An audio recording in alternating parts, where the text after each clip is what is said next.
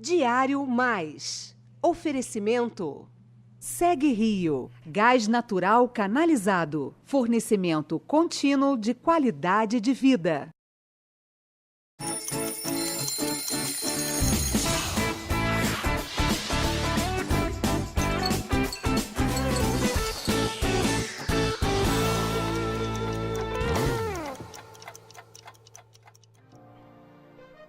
Boa tarde! Tudo bem, pessoal? Um feriadozinho aí gostoso, né? Mas a gente tá aqui juntinho com você até às 7 horas da noite com muita novidade, muita coisa bacana, muita informação, entretenimento. Tem criança na sala, chama pra cá, já dá um lanchinho aí, chama pra sala, porque tem um personagem muito legal que vai conversar com a gente hoje.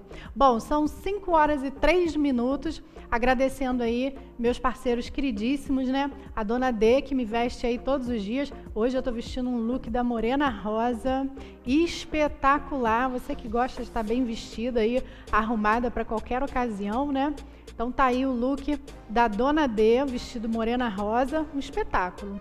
Super confortável, chique, né? Elegante. Tô até me achando hoje, gente. A poderosa. Enfim, um super beijo aí para toda a equipe e nossos queridos parceiros também, a equipe do Du Marques Hair Design. E hoje o programa já começa muito especial, aliás, tem muita gente bacana para conversar com a gente.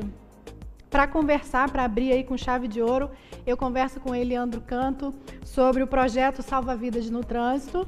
No segundo bloco, a gente vai conversar aí com uma equipe Nota 1000 que também está trabalhando nesse projeto, fazendo espetáculos aí pela cidade afora. O personagem do projeto vai estar aqui, o Edu, ele já está aqui, uma graça, a criançada vai adorar. A gente vai bater um papo super legal.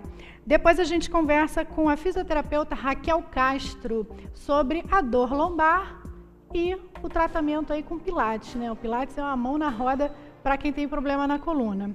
E para fechar com chave de ouro, a cantora Mariana Pereira, cantora nova aí na cidade, está fazendo muito sucesso aí pelos hotéis, cantando pelos hotéis, toca piano, violão, e ela vai estar aqui para bater um papo com a gente e cantar um pouquinho, né? A gente vai encerrar essa sexta-feira com música. Mas vamos deixar de conversa, porque tem muito assunto para a gente bater papo. Eu já vou chamar para cá, Eliandro, vem para cá então. Obrigada, seja bem-vindo, né, ao Diário Mais. Finalmente a gente conseguiu, né, casar as agendas aí para o Eliandro bater esse papo com a gente. Vamos sentar então, fica à vontade. Quanto tempo a gente se conhece? Vou entregar, deixa eu ver, uns quase 30 anos, hein? Uns 20, 27, por aí, é tempo pra caramba, né? E aí, Eliandro, eu queria que você explicasse assim, bem do comecinho mesmo, o que te deu na cabeça para inventar um projeto tão bacana, que é o projeto Salva Vidas no Trânsito? Então, na verdade, em 2010, eu assisti um vídeo de uma menina chamada Jaqueline Saburido, uma menina que teve mais de 80% do corpo queimado num acidente de trânsito e ocasionado por um rapaz que bebeu e dirigiu. E aquele vídeo me chocou demais naquele momento, foi muito intenso para mim e eu percebi, a Jaqueline, na verdade, naquele momento, ela me ensinou de verdade que era o amor. A gente não precisa conhecer a outra pessoa para fazer alguma coisa. Sim. A gente precisa fazer alguma coisa de qualquer forma. E a Jaqueline, mesmo depois de tudo que ela sofreu, com mais de 80% do corpo queimado, e toda aquela tragédia na vida dela, ela não desistiu da vida, nem da dela. Que idade ela tinha? Ela tinha 20 anos na época, né? E isso já tem aí um pouco, quase 20 anos também. Só que ela nunca desistiu nem da vida dela e nem da vida das outras pessoas. E ela usou a própria imagem dela para sensibilizar as pessoas de que bebida e direção não faz nenhum sentido, né? Não combinam. E a Jaqueline acabou virando um símbolo mundial, um dos vídeos mais acessados no YouTube e uma referência no mundo inteiro. E aí eu percebi naquele momento exatamente isso que ela me passou naquele momento. Eu não preciso deixar ninguém morrer para tomar uma atitude. Eu preciso tomar uma atitude antes que as coisas aconteçam, não depois, né? A gente tem aí muitas ONGs, muitas associações de pais e de familiares de que perderam a família ou perderam um ente querido em algum momento e assim, a partir daquele momento, eles querem fazer alguma coisa para sensibilizar e para que outras pessoas não sofram como eles sofreram. Mas a gente tem que entender e pensar no coletivo de forma geral e não tomar uma atitude depois que aconteceu, mas sim antes daquilo acontecer. porque eu não quero isso nem para minha família, nem para a sua, nem para a Com família de certeza, ninguém. com certeza. E ela me ensinou aquilo naquele momento. E eu, tocado com aquilo, comecei a fazer algumas buscas, algumas pesquisas na internet. E quando eu fui ver acidente de trânsito na nossa cidade, eu fiquei apavorado. Hoje, a Teresópolis é uma das regiões mais violentas de toda a Serra, de toda a região serrana. E a gente tem eu queria até aproveitar para fazer um parêntese, né? A gente tem um problema muito grave, assim, aos meus olhos, e aí eu queria saber até a sua opinião. Eu vejo Teresópolis assim, não existe uma educação no trânsito, nem por parte dos motoristas e nem por parte dos pedestres, tá, gente? Eu sou motorista, eu dirijo há muitos anos, sou pedestre porque ando nas ruas, assim, eu pego o carro em último caso mesmo, é para levar filho na escola, o resto eu faço a pé, eu prefiro fazer a pé. Mas eu vejo uma falta de respeito, tanto dos pedestres quanto dos carros, e aí eu estou falando eu não vejo quase ninguém atravessar em faixa de pedestre, às vezes o cara está a 30 passos da faixa de pedestre, mas ele atravessa no meio da rua, e aí pode gerar um problema tanto para ele quanto para o motorista, que às vezes tem que dar uma freada, vem um carro atrás, e aí não para na faixa de pedestre, enfim. Eu acho que está uma bagunça generalizada. Como é que você vê o trânsito em Teresópolis? Então, não Teresópolis, mas praticamente no mundo inteiro, e a nossa cidade não é diferente disso, é uma questão cultural. Eu não tenho dúvida de que isso está na cultura, porque o pai não ensinou o filho, o pai não foi ensinado assim, e aí isso transmite. Nós somos os espelhos dos nossos filhos nas nossas casas. Sem dúvida. Né? Então, se a gente não cria a rotina e o hábito nele todos os dias, como escovar os dentes, por exemplo, a gente cobra muito quando eles são crianças, para que quando eles se tornem adultos, eles já façam isso naturalmente. Então é a mesma coisa na hora de usar o cinto de segurança ao entrar no carro, na hora de atravessar a faixa de pedestre. Tudo isso faz com que a gente crie e gere uma cultura educativa, não só para o trânsito, mas para a vida, né? Isso é uma das questões que a gente está abordando, que é o trânsito, mas tantas outras, como o lixo, por exemplo, a coleta seletiva, enfim, verdade. 1 milhão de coisas que a gente tem que trazer isso para a nossa cultura, para a nossa vida, e passar isso para os nossos filhos e para as nossas crianças desde o primeiro momento de vida. Você acha que o adulto já não tem mais jeito? Não, eu acho que ele tem sim, mas aí o adulto ele tem que aprender, infelizmente, ele tem não, mas ele só aprende de uma forma diferente. Não com dor, né? Com dor ou com punição. Né? Por isso que está aí a lei seca, que virou aí, muitos criticam, outros não, mas tem salvado de várias formas a vida de muita gente. Né? Mas as pessoas tentam burlar mesmo assim, através de aplicativos e mensagens, enfim. É ruim. Precisa ter a lei seca? Não precisaria se todo mundo fosse bem educado, se todo mundo fosse consciente na hora de dirigir, ter uma outra pessoa que dirige também e levasse o carro para casa. Porque a gente não faz apologia contra a bebida alcoólica. O que a gente está dizendo é que não pode beber e dirigir. Não combina de maneira nenhuma, né? Mas a criança, ela realmente é um replicador muito mais eficaz do que o adulto, né? Pode passando as fotos que a gente tem separado, que são fotos assim de vários momentos, né, desse projeto. Você inclusive já ganhou assim vários prêmios, eu não consegui nem contar quantos, né? Mas tem vários prêmios, moção inclusive na Alerj, que eu achei muito bacana. Trabalho com o Corpo de Bombeiros também. Quando a gente começou, ninguém acreditou no que a gente estava falando, a não ser o Corpo de Bombeiros. Sério? O nosso amigo Pimentel, né, o Fábio. Ai, delícia ele. Nossa, um super beijo para ele. Exatamente. Eu fui assistir uma palestra dele lá no Euclides da Cunha e ele estava lá dando uma aula de primeiros socorros. Aí eu falei assim, pô, Fábio, que bom te encontrar aqui. Precisava muito da tua ajuda, porque eu estou lançando esse projeto agora, mas eu não tenho experiência, né? Tá mais vontade do que outra coisa. E aí ele falou assim, não, vou te ajudar, vamos lá conversar com... ser humano ímpar, né? Um coração enorme. E a gente foi lá, conversou com o Coronel Flávio na época, que também é um outro ser humano, um cara sensacional. E o Corpo de Bombeiros virou o nosso maior parceiro. Até hoje, todos os eventos que a gente fez na cidade, a gente teve total apoio do Corpo de Bombeiros, total apoio. É um braço direito aí para vocês, né? Exatamente. Tá. Isso deu muita credibilidade para a gente também, né? Porque as pessoas viam, pô, se o Corpo de Bombeiros está apoiando é porque o projeto O que você acha que aconteceu assim quando você diz, as pessoas não acreditavam muito? Você já tinha apresentado esse projeto para a sociedade? Eu já tinha conversado com algumas pessoas e muitos me falaram assim, olha, você vai começar e daqui a 3 meses você vai desistir, porque você não vai ter apoio. E realmente isso aconteceu.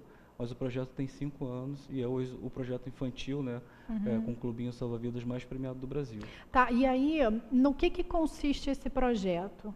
Fazer o quê e de que forma? Então, o projeto Salva Vidas no Trânsito, o foco principal dele era levar palestras educativas para escolas, instituições de ensino e empresas, empresas de forma geral. Tanto é que a maioria, as grandes empresas da cidade, todo ano a gente está participando das CIPAs, que são as Semanas Internas de Prevenção de Acidente. A gente é convidado e participa levando a nossa palestra. Esse era o objetivo principal do projeto. Mas até um dia que eu cheguei em casa, já quase 2 anos depois do projeto Salva Vidas no Trânsito, tinha acabado de sair de uma apresentação, de uma palestra, e passei por um grave acidente com um rapaz com a perna praticamente sem a perna. O corpo primeiro já estava ali, mas aquilo me fez muito mal. Eu já estava trabalhando voluntariamente, porque o projeto todo sempre foi voluntário, a gente nunca cobrou nada para fazer. E até hoje eu já falei para mais de 40 mil pessoas, só para você ter uma ideia. Mas mesmo assim os acidentes continuavam acontecendo. E aí eu cheguei em casa comentando com a minha esposa de como é difícil mudar o comportamento humano, principalmente o comportamento dos adultos. O Luan, meu filho de 7, que na época tinha 7 anos, hoje ele tem 10, ouviu a conversa, veio até a cozinha e falou assim: pai, já que é tão difícil mudar o comportamento humano, o comportamento dos adultos, por que você não faz alguma coisa então para educar as crianças? Olha! E ele me deu um estalo aquilo ali, né? Na hora eu falei assim: mas de onde você tirou isso, cara? Ah, não sei, porque as crianças elas podem aprender brincando, se a gente pode pensar em alguma coisa para que a gente leve para as crianças. Você nunca pensou nisso, não? Aí naquela hora para tudo, né? Aí sentei com ele do lado, me fala então as ideias que você tem. Aí ele começou a viajar, né? Que barato! Um monte de coisa. Tá no DNA, viu? Tá no DNA. E aí eu fui anotando, peguei um papel, uma caneta e fui anotando tudo que ele falou e depois fui ver se tudo que ele tinha falado tinha sentido e fazia todo sentido. Foi aí que nasceu o aplicativo, né? O joguinho. Sim, foi aí que nasceu o Clubinho Salva-Vidas, né? E a gente percebeu durante esse período todo que a gente precisava inovar de alguma forma para educar as crianças de forma realmente de brincadeira. A gente está vendo ali o joguinho, né? Esse é o portal online, que foi o primeiro projeto que a gente lançou. Hoje ele tem mais de 200 mil acessos no Brasil inteiro e fora do Brasil, onde as crianças precisam, na verdade, aprender as regras básicas de trânsito e cidadania, atravessando a faixa de pedestre, só quando o sinal estiver vermelho para o carro. E aí, se elas fazem ao contrário, elas são penalizadas, perdendo os dinheirinhos, né? O dinheiro, que é a moedinha que elas compram roupas e acessórios na lojinha. Mas a gente não ficou só no trânsito, a gente viu a importância da gente tentar desenvolver outras coisas para sensibilizar. E aí a gente foi para o meio ambiente, a gente foi para a cidadania, a gente foi para a economia de água. Então, através dos joguinhos, a gente ensina tudo isso. E a gente deu os nomes, na verdade, a gente não inventou nada. A gente não reinventou a roda. A gente simplesmente fez com que as crianças, a partir de 5 anos de idade, nesse caso dos joguinhos, aprendessem essas regras brincando. Sim, aqui, por exemplo, é o joguinho do motorista e motociclista, onde a criança tem que tirar a carteira de motorista de verdade. Senão ela não dirige. Ela tem que entrar na autoescola, fazer teste psicotécnico, perguntas e respostas, para depois poder tirar a habilitação. Se ela passar em todos os testes, ela está habilitada a dirigir. Entendeu? E como é que tá o feedback assim desse jogo, das palestras que você faz com as crianças? Como é que você sente essa troca? Então, a minha vida mudou depois do clubinho, né? Essa é a verdade. Porque até então, como a gente estava falando antes, é muito difícil da gente mudar o adulto, mas a criança não. A criança ela interage. Ela está aberta, né? Ela tá exatamente. E ela vira um multiplicador sensacional. Eu tenho um testemunho, eu tenho vários, mas esse é um testemunho que vale muito a pena contar. Eu uma vez estava parado há 2 anos atrás, logo assim que a gente lançou o projeto e a gente passou aí com o Edu para as escolas, parado no colégio do meu filho. Essa foi a moção que você ganhou na LERJ, né? Sim.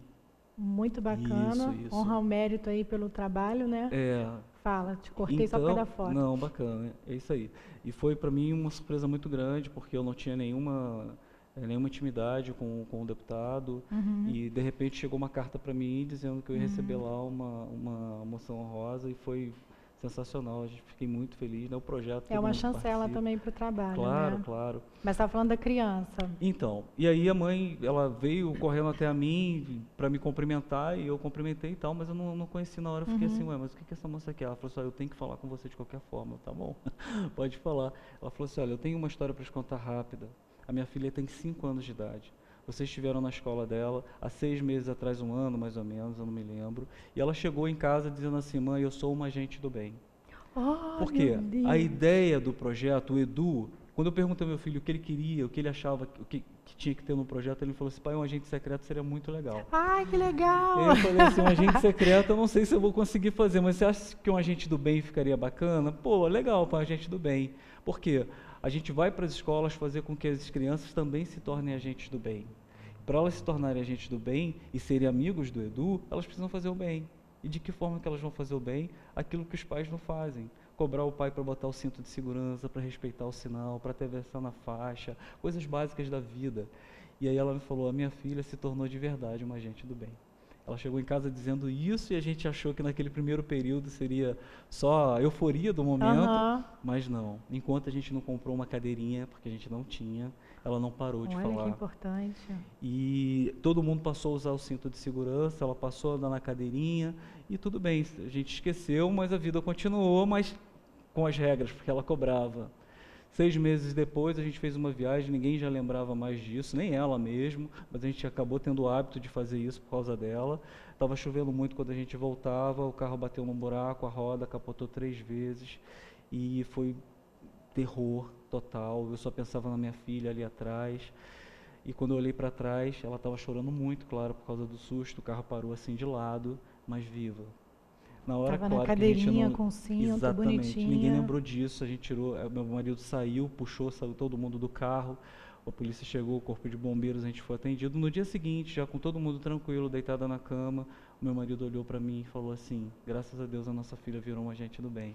Não, e assim, graças a Deus que, e aí eu falo Deus mesmo, com letra maiúscula, caixa alta, que você foi usado para isso também, né? Então, assim, com certeza, você é cristão e você tem muito, muito forte isso. Acho que sempre foi assim, sempre desde foi. Que a gente se conheceu, você tinha 14, 15 anos, né? Você sempre foi um cara do bem e, sem dúvida nenhuma, eu acho que Deus te usa, sim, né?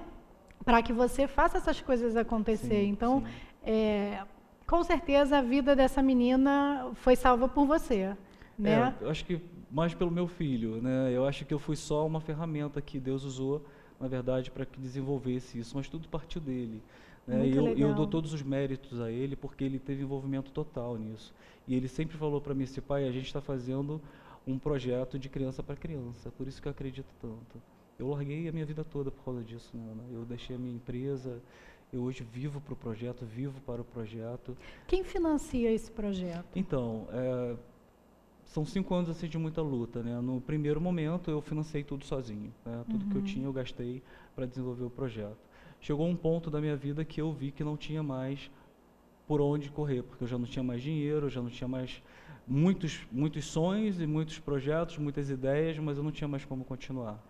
E aí eu participei de algumas feiras de empreendedorismo, as grandes feiras, através do Sebrae, eu entrei na primeira e aí fui passando por todos os passos e fui ganhando todos os concursos que eu passei com a ideia mais inovadora do Brasil. Até que caiu a ficha e eles me falaram: olha, você precisa de investidores para isso. E eu fui atrás de investidores. Espera aí, vamos fazer uma pausazinha aqui rapidinho. Essa história aqui vai terminar então no outro bloco, né? Eu vou rapidinho para o intervalo comercial e na volta a gente vai fazer esse fechamento aqui com esse projeto tão bacana que com certeza tem a mão de Deus aí usando o Eliandro para que isso aconteça. Rapidinho.